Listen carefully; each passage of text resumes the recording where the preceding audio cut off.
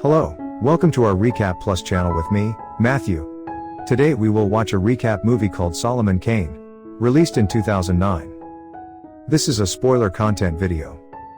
So please turn on the subtitle and let's start the story. Film begins with a tale of the 16th century conflicts between the English and Spanish in North Africa during a naval battle. Solomon Kane, an English assassin, successfully leads his men to triumph over the Spanish forces. Subsequently, Solomon and his crew stealthily infiltrate the Spanish stronghold within the castle. Inside, they encounter a vast room lined with countless mirrors. As some of his men approach the mirrors, a bizarre entity abruptly drags them into the reflective surfaces. Witnessing this oddity, one of Solomon's men suggests the presence of a malevolent spirit. Solomon immediately kills the man, declaring himself the sole demon in their midst. Without warning, the door to the throne room swings open as Solomon enters. The door shuts behind him, and a menacing cold spreads. The Devil's Reaper materializes on the throne, announcing his intention to claim Solomon's soul as their pact has concluded. Baffled by the agreement, the Devil's Reaper eludes too. Solomon narrowly evades the sword aimed at him and leaps through a castle window. The Devil's Reaper refrains from pursuit, and Solomon escapes successfully. A year later in England, Solomon is found praying in a church, with a protective cross tattoo adorning his back to ward off demonic assaults.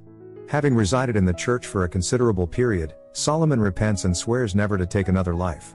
One day, a pastor asks Solomon to depart from the church following a dream he experienced.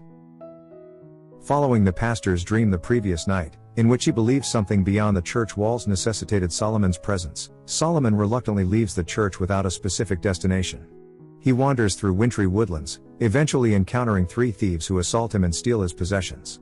Solomon remains silent as they beat him into unconsciousness. In his stupor, he dreams of his youth, revealing that he is the offspring of a king and has an elder brother named Marcus Kane. Solomon is seen quarreling with his father over Marcus being named the crown prince, while Solomon is compelled to become a priest despite his objections.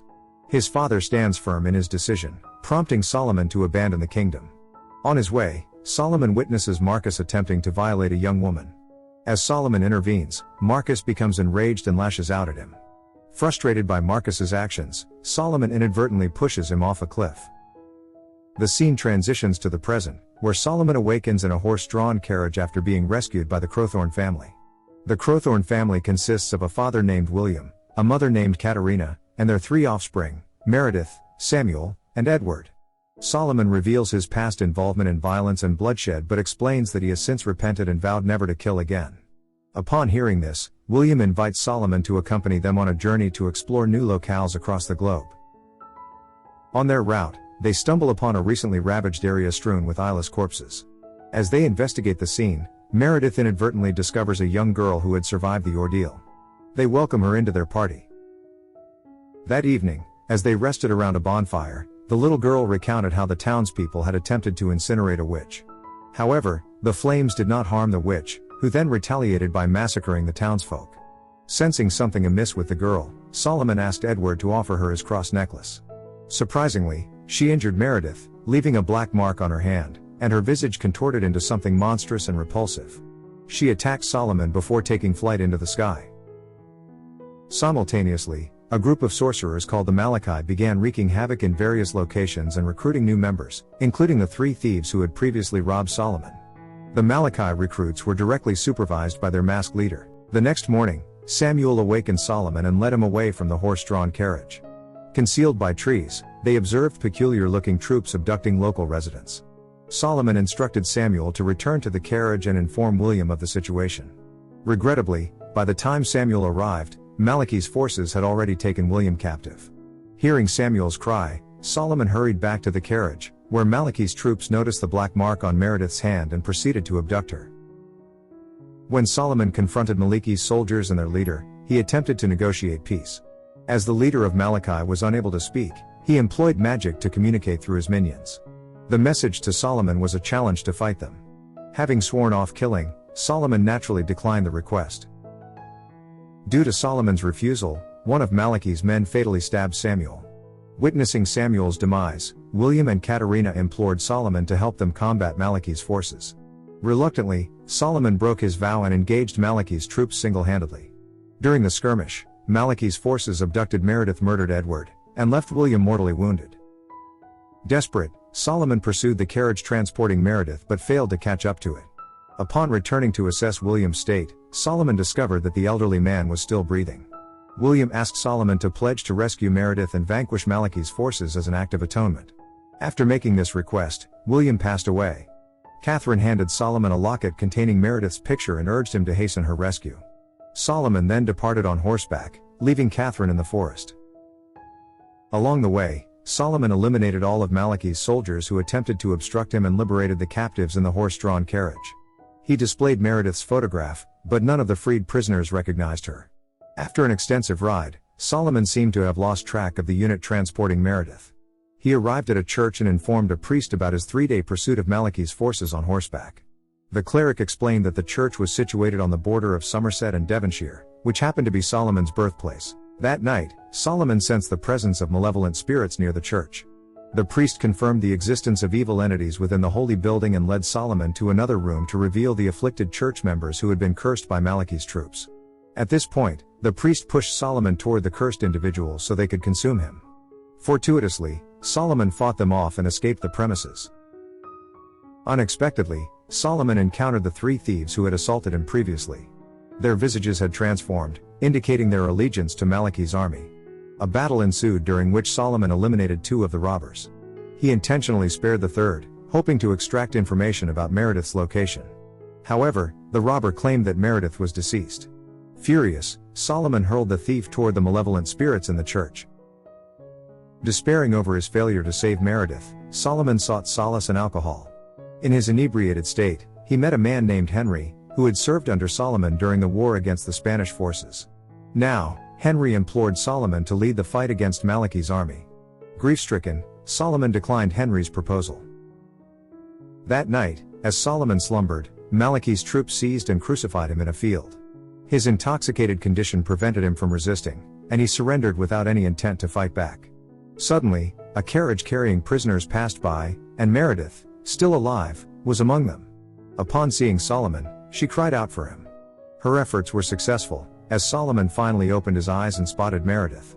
With tremendous effort, he tore his impaled hand free from the cross and fell to the ground. Providentially, Henry appeared to aid Solomon in his time of need. Subsequently, Henry whisked Solomon away from the location and brought him to a healer. After a few days, Solomon had recuperated, with even the nail marks on his palms vanishing. With Henry and a group of men, Solomon concocted a plan to assault Malachi's castle, which was actually his father's stronghold. Familiar with the secret passages, Solomon infiltrated the castle alongside Henry and a few others. However, their movements were detected by the witch who had wounded Meredith's hand. Solomon hurled a small knife, successfully killing the witch, but Malachi's forces soon encircled him. Outnumbered, Solomon retreated to a dungeon, where he released the prisoners and unexpectedly discovered his still-living father bound by magical chains. Solomon's father revealed that after Marcus's grievous injury, numerous physicians and healers had failed to cure him. Desperate, Solomon's father summoned Malachi and agreed to a pact, risking everything, including Solomon's soul. Although Marcus recovered, his face remained disfigured, and he now served as Malachi's squad leader. After recounting this tale, Solomon's father implored him to end his life as an act of atonement. Initially resistant, Solomon eventually complied. Solomon then instructed Henry to continue battling Malachi's forces while he confronted Malachi alone inside the castle. Malachi awaited Solomon's arrival, holding Meredith captive in a cage. As Solomon prepared to strike, Malachi vanished using his sorcery.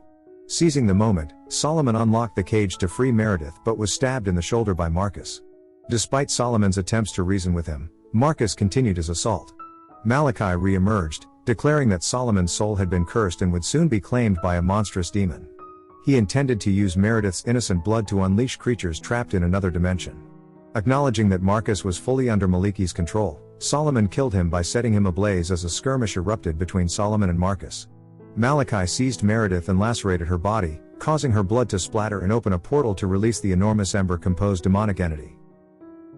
The monstrous demon began traversing the portal to pursue Solomon, while in a corner of the room, Malachi held Meredith captive.